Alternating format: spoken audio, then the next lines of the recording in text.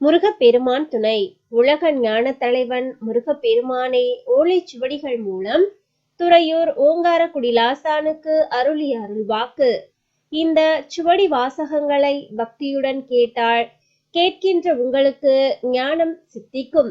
உங்களது துன்பம் எல்லாம் தீரும். இதை உங்களுக்கு தருகின்ற நாங்களும் புண்ணியம் பெறுவோம்.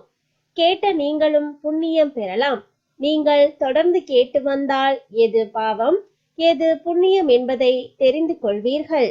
உயிர்கொலை செய்வது பாவம் என்பதை உணர்ந்து மாற்றிக்கொள்வீர்கள். உயிர்கொலை செய்வது பாவம் என்பதை உணர்ந்து மாற்றிக்கொள்வீர்கள். பாவ புண்ணியங்களை அறிந்து தெளிந்து நீங்கள் செய்த பாவங்களில் இருந்து விரைந்து விடுபட்டு உண்மை ஞானத்தையும் அடையலாம்.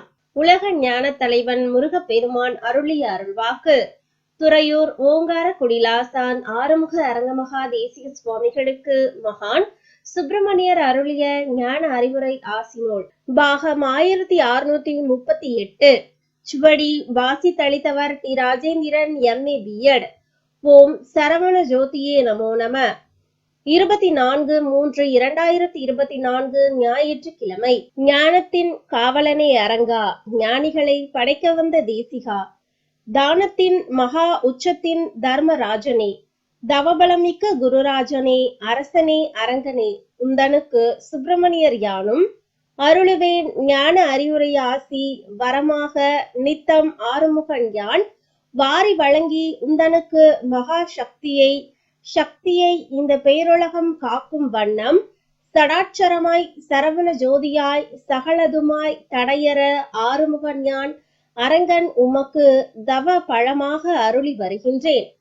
சரவண சுடரேற்றி நீ அருளுகின்ற சகாப்தம்தான் இனி வரும் காலம் உலகம் எல்லாம் மகத்துவம் மிக்க ஞானசித்தர் காலமாக மக்கள் எல்லாம் மகிழ்வு அமைதி காணுகின்ற ஞான ஆட்சி காலமாக.